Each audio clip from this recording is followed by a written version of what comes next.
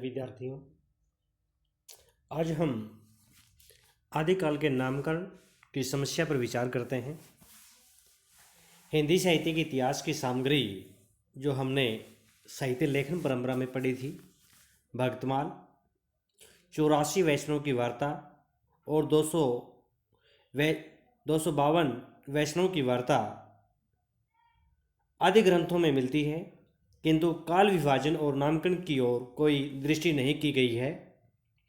हिंदी साहित्य का इतिहास सर्वप्रथम लिखने का श्रेय एक फ्रेंच विद्वान गारसा de Tassi ने इख्तियार दैला लिटरेचर एंडेव ए हिंदुस्तानी नामक ग्रंथ में अंग्रेजी वर्ण क्रमानुसार हिंदी और उर्दू भाषा के 738 कवियों का परिचय दिया, परंतु उन्होंने भी काल विभाजन और नामकरण की ओर कोई ध्यान नहीं दिया था। तासी के पश्चात मौलवी करीमुद्दीन ने तज़किरा ई सुराई हिंदी नामक एक इतिहास लिखा, जिसमें प्रथम बार कालक्रम का तो ध्यान रखा गया, किंतु काल विभाजन और नामकरण की कोई चेष्टा नहीं की गई। इस परंपरा का तीसरा महत्वपूर्ण ग्रंथ हिंदी के सबसे अधिक कवियों का परिचय प्रथम बार ठाकुर शिव सिंह ने अपने शिव सिंह सरोज ग्रंथ में प्रस्तुत किया, जिसमें एकारादि क्रम अपनाया गया, किंतु ऐतिहासिक दृष्टि के अभाव के कारण काल विभाजन एवं नामकरण की समस्या आ गई। इसीलिए हम आदिकाल का जो प्रथम नाम है उसका नाम है चारण काल। काल विभाजन करके नाम करने वाले प्रथम इतिहासकार डॉक्टर ग्रियर्सन ही है, किंतु इनका नाम दिया हुआ चारण काल नाम नितांत अनुपयुक्त है। इस काल का समय तो वे 643 ईस्वी पीछे ले गए हैं, किंतु उस समय का कि किसी चारण रचना या चारण प्रवृत्ति की रचना का वे उल्लेख नहीं कर सके। वस्तुतः इस प्रकार की रचनाएं 1000 ईस्वी तक मिलती ही नहीं, अतः यह नामकरण उपयुक्त नहीं है। हम काल विभाजन का जो श्रेय दिया जाता है और डॉक्टर जॉर्ज ग्रियर्सन को ही दिया जाता है। इन्होंने भी अपने एक ग्रंथ the modern literature of Hindustan में हिंदी साहित्य के इतिहास को 12 भागों में बांटने का काम किया। इसका जो पहला भाग है वह है चारण काल, दूसरा है प्रारंभिक काल। ग्रियर्सन के पश्चात मिश्र बंधु जो 3 भाई थे, गणेश बिहारी, श्याम बिहारी और सुखदेव बिहारी ने अपने मिश्र बंधु विनोद में, जिसमें लगभग 5000 कवियों का वर्णन है, में 643 ईस्वी से 1387 ईस्वी तक के आदिकाल को प्रारंभिक काल का नाम दिया। इन्होंने प्रारंभिक काल के पीछे हिंदी भाषा को अवश्य ध्यान में रखा है। पूर्व प्रारंभिक हिंदी, जिसका समय 643 ईस्वी से 1290 ईस्वी है। उत्तर आरंभिक हिंदी, जिसका समय 1291 ईस्वी से 1387 ईस्वी है, आदि नाम दिए हैं। इस प्रकार भाषा के आधार पर काल विभाजन करना युक्ति संगत नहीं है। यह एक साहित्यिक प्रवृत्ति का द्योतक नहीं है, यह एक सामान्य संज्ञा है जो हिंदी भाषा के प्रारंभ को बताती है। तीसरा वीरगाथा काल। आचार्य रामचंद्र शुक्ल ने अपने हिंदी साहित्य के इतिहास में संवत 1050 से लेकर संवत 1375 तक, अर्थात महाराजा भोज से लेकर हमीरदेव के समय के कुछ पीछे तक वीरगाथा काल का नाम दिया है। उन्होंने अपने मत के समर्थन में कहा है कि आदिकाल की इस दीर्घ परंपरा के बीच प्रथम 150 वर्ष के भीतर जो रचना की किसी विशेष प्रवृत्ति का निश्चय नहीं होता। धर्म, नीति, श्रृंगार, वीर सब प्रकार की रचनाएं दोहों में मिलती है। इस अनदृष्टिक लोक प्रवृत्ति के उपरांत जब से मुसलमानों के चढ़ाइयों का आरंभ होता है, तब से हम हिंदी साहित्य की प्रवृत्ति एक विशेष रूप में बनती हुई पाते हैं। राजाश्रित कवि अपने आश्रय दाताओं राजाओं के पराक्रमपूर्ण रचितों या गाथाओं का वर्णन करते थे। यही प्रबंध परंपरा रासों के नाम से पाई जाती है, जिसे लक्ष्य करके इस काल को हमने वीरगाथा काल कहा है। वीरगाथा काल का नामकरण करते समय आचार्य शुक्ल जी ने निम्न ग्रंथों का आधार बनाया है, जिसमें 12 ग्रंथ महत्वपूर्ण माने जाते हैं। विजयपाल रासो जिसके रचयिता नल सिंह हैं, हमीर रासो जिसके रचयिता सारंगधर कीर्तिलता विद्यापति, कीर्ति पताका विद्यापति, ये दोनों रचनाएं अवहट भाषा में हैं। खुमान रासो जिसके रचयिता दलपति विजय हैं, बिसलदेव रासो नरपति नाहल जी, पृथ्वीराज रासो चंद भरदाई इसके लेखक हैं, जयमक जस चंद्रिका मधुकर कवि, जय चंद्र प्रकाश भट्ट केदार, परमाल रासो जगनिक। खुसरो की पहलियां अमीर खुसरो की रचनाएं हैं।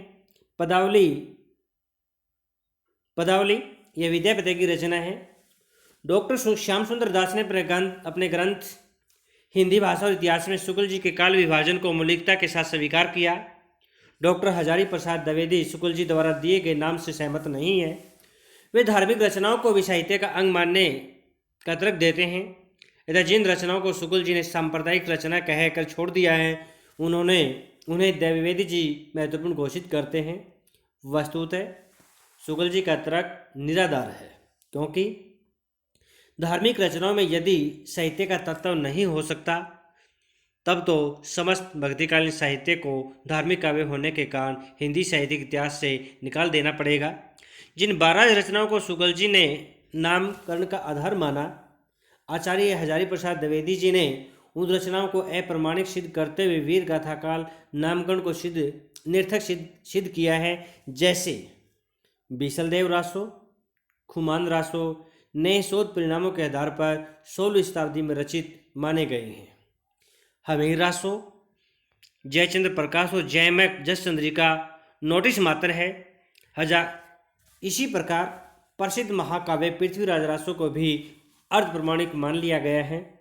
परमाल रासो या आलाखंड के मूल का आज कहीं पता नहीं लगता और खुसरो की पहलियां तथा विद्यापति की पदावली भी वीर गाथात्मक नहीं है। इसके अतिरिक्त इस काल में केवल वीर काव्य ही नहीं लिखे गए, अपितु धार्मिक साहित्य के साथ श्रृंगारिक और लौकिक साहित्य की भी महत्वपूर्ण रचनाएं हुई। उसके बाद हम नाम देते हैं सिद्ध सामंत काल। सिद्ध सामंत काल का नामकरण आदिकाल का नामकरण राहुल साकृत्या ने इस काल का नामकरण सिद्ध सामंत काल किया है। यह नाम 2 वर्गों की ओर संकेत करता है। सिद्ध स्वयं रचनाकार थे, जबकि सामंत रचना प्रेरक थे। यह संयोग भी तर्क सम्मत तो नहीं है ही नहीं, साथ ही कई महत्वपूर्ण परवर्तियों की रचना की भी उपेक्षा करता है, जैसे नाथपंथी और हठ योगी।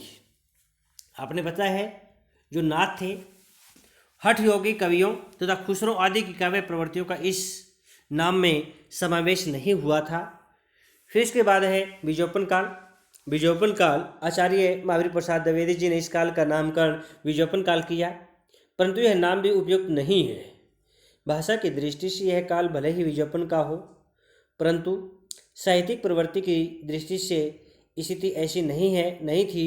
इस नाम से यह आभास होता है कि उस समय साहित्यिक प्रवृत्तियां सहसों में थी, जबकि ऐसा नहीं है। साहित्य उस युग में भी प्रौढ़ता को प्राप्त है, अतः यह नाम उचित नहीं कहा जा सकता। फिर है वीर काल। आचार्य विश्वनाथ प्रसाद मिश्र जी ने इस काल का नाम वीर काल किया है। यह नाम केवल शुक्ल जी के नाम का रूपांतर मात्र है, किसी नवीन तथ्य को प्रस्तुत करने वाला नहीं है, अतः यह नामकरण भी समीचीन नहीं अर्थात उचित नहीं है। फिर संधि काल एवं चारण काल। डॉक्टर रामकुमार वर्मा ने अपने हिंदी साहित्य का आलोचनात्मक इतिहास में समस्त सामग्री को आदिकाल को 2 खंडों में विभाजित कर संधि काल एवं चारण काल नाम दिया। संधि काल भाषा की ओर संकेत करता है और चारण काल से एक वर्ग विशेष का बोध होता है।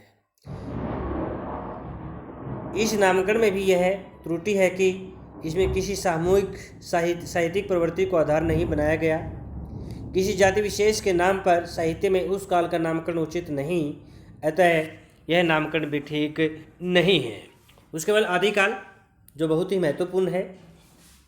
आचार्य हजारी प्रसाद द्विवेदी जी ने इस काल के साहित्य को अधिकांशतः संदिग्धों और अप्रमाणिक मानते हुए उसमें 2 विशेषताओं को रेखांकित किया, नवीन ताजगी और अपूर्व तेज सविता।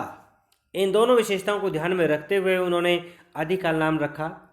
अपने इस मत को स्पष्ट करते हुए उन्होंने कहा है कि वस्तुतः हिंदी का आदिकाल शब्द एक प्रकार की भ्रामक धारणा की सृष्टि करता है और श्रोता के चित्त में यह भाव पैदा करता है कि यह काल कोई आदिम मनोभावापन परंपरा विनिर्मुक्त काव्य रूढ़ियों से अछूते साहित्य का काल है। यह ठीक नहीं है। यह काल बहुत अधिक परंपरा प्रेमी रूढ़िग्रस्त और सचेत कवियों का काल है। इस प्रकार वास्तव में आदिकाल प्रारंभ का न होकर परंपरा के विकास का सूचक है। इस नाम से 7वीं 8वीं शताब्दी के बौद्ध सिद्धनाथ पंथियों के साथ वीर गाथा काव्य और अब्दुल रहमान विद्यापति तथा खुसरो आदि को एक सूत्र में समेटा जा सकता है और फुटकर कवियों के नाम गिनने से बचा जा सकता है। आदिकाल नाम में हिंदी काव्य रूपों एवं भाषा के अंकुरित होने का भाव भी आ जाता है, अतः यही नाम उपयुक्त ठहरता है। अधिकांश विद्वानों द्वारा भी आदिकाल नाम ही मान्य रहा।